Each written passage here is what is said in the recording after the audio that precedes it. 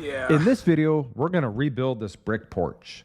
During my first job in construction, I was a laborer for a mason, and we used to rebuild a lot of these.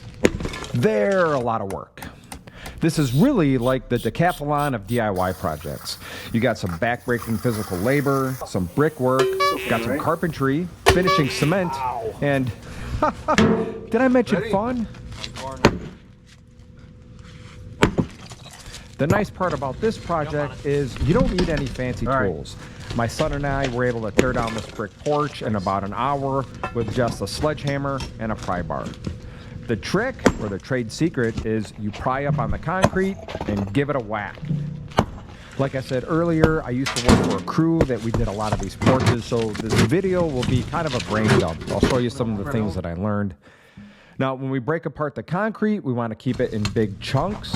If you just keep whacking away at it, you're basically making gravel, and it's harder to clean up. Watch this trick. Now, lucky for me, my nephew has a dump trailer he let me borrow.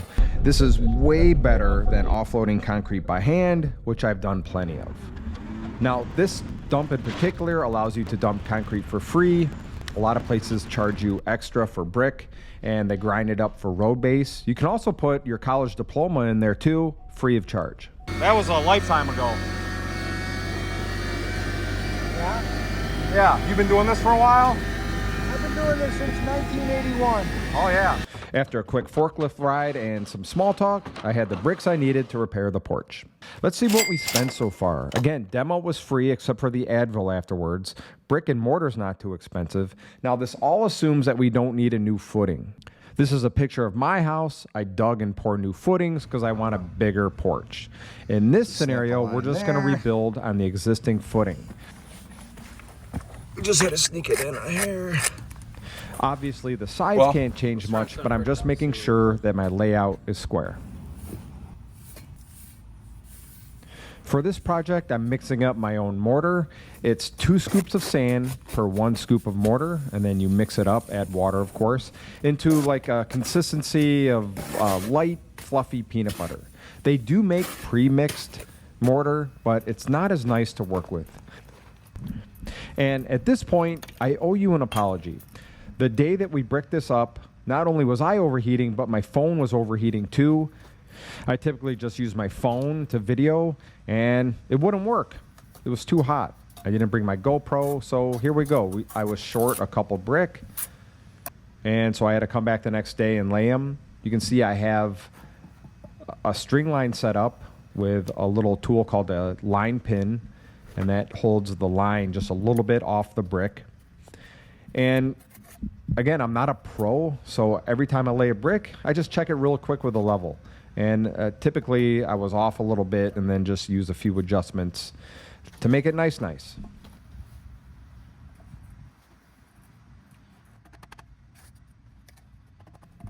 Once the bricks are laid, we're going to use a tool called an S-joiner, and we go over all the joints with the S-joiner. Now, this shapes the mortar joint, and it pushes the mortar in. And then I take a light brush and just very lightly shape the mortar joint, just a kiss on it, but I'm cleaning the face of the brick. Typically, with clay brick, you can use an acid solution to clean the face, but this is a porous, concrete-based brick, and acid would stain it.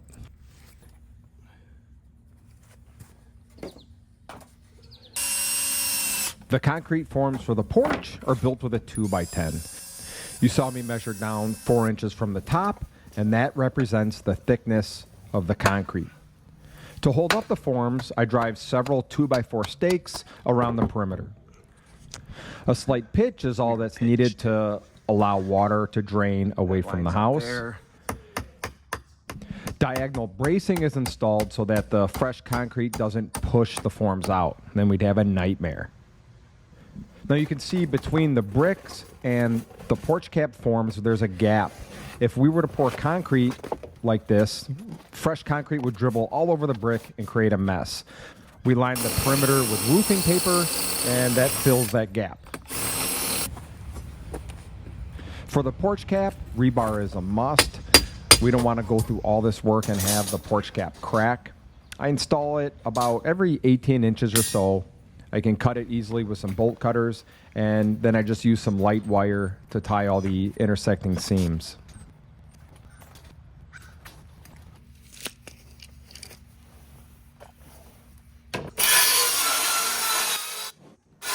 To form up the sidewalk, I'm using a product called LP Smart Side.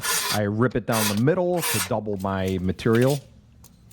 It's a really nice material, especially if you're going to make curves and swoops. But you do need a fair amount of stakes to make it rigid.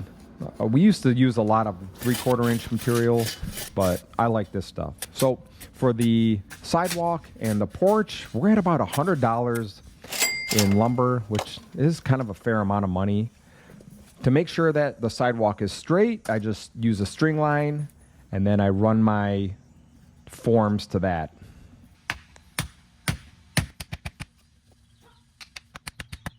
Here I'm figuring out the height of the sidewalk in relation to the porch cap, and this is kind of important because it determines the height of the step. So I believe it was 14 inches, which means I'll have one 7-inch step.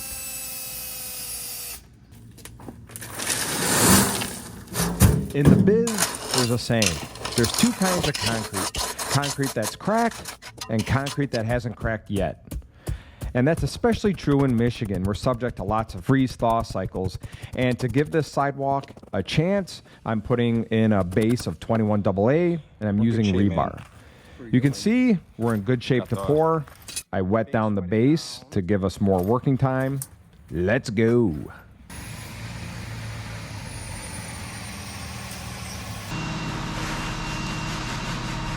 So as I said, I used to work on a crew, and my old boss knew concrete, well, a lot better than I do.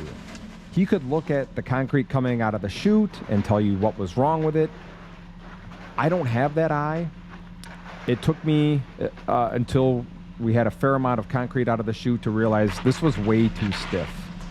Now, it's not a bad thing. It's not going to hurt the finish. It was just a lot of extra work to put the concrete in place. You can see that we're screeding it, and we're really just kind of fighting it. I eventually had the driver place a few more gallons into the mix, and that's where then we were good. We were in good shape. But that wasn't until we were at the sidewalk.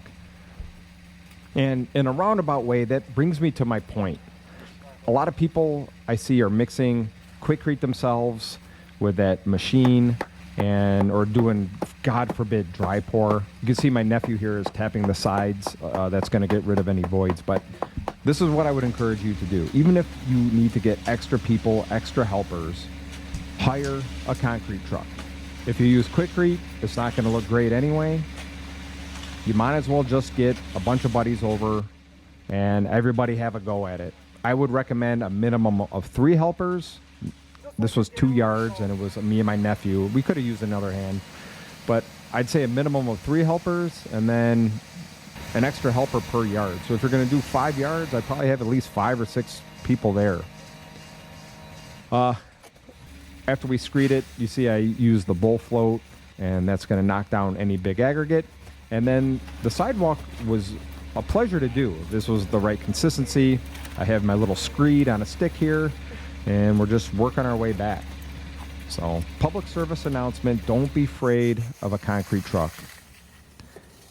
Even if you were to do this porch cap with Quikrete, it's just not going to look great.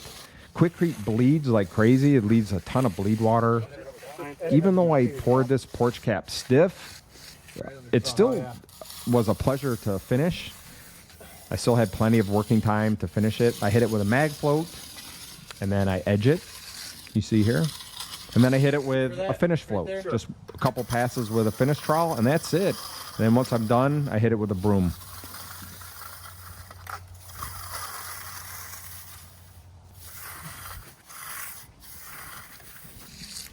I probably rambled too much, but for the other side of the porch, same thing. I hit it with a mag float, then the edger, and then a couple passes with a finish trowel. Here we go.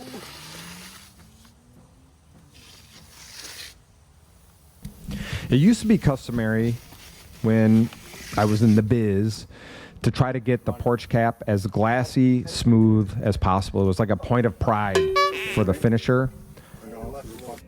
I don't know how many times we hit our head on that thing, but now it's common to see porch caps that are broomed. I think more people are just concerned of not slipping and sliding off their porch cap. So it's personal preference.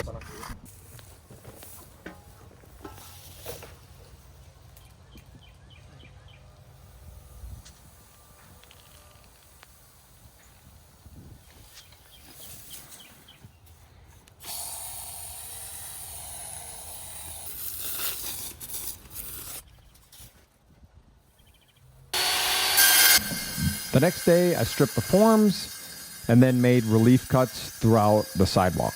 That's going to prevent any cracks, or it's going to crack where we want it at the relief cuts. Ow. I'm taking the forms off the porch cap, and it's important not to let one side drop because you could pry on a corner perhaps and then maybe have it crack. Here I'm mixing up some grout. It's half sand, half cement. And with a tile grout float, I'm just filling in any holes, but I'm also basically grouting the face of the porch cap. And it's going to dry the same consistency of the top. After that, I set the step, which I did in video, but once it dried, the grout dried, it was all the same color, and I think it came out really nice. So our grand total, we were just over $1,000 in material. You're still watching?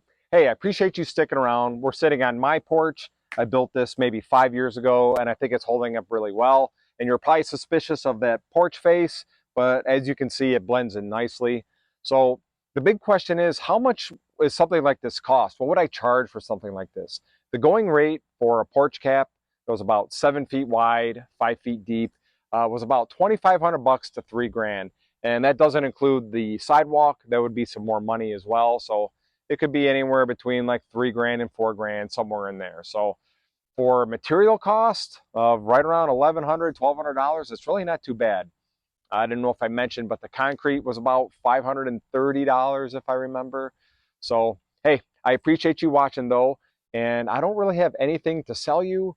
And I was debating making a PDF. I don't know how many people are out there that are thinking about doing their own porch. It's a lot of work. But if you are out there and you want to know some of the finer points, I'll put a PDF together. I mentioned I was going to do something like that before and I didn't, but I promise I will this time. So we'll see you on the next one. Bye.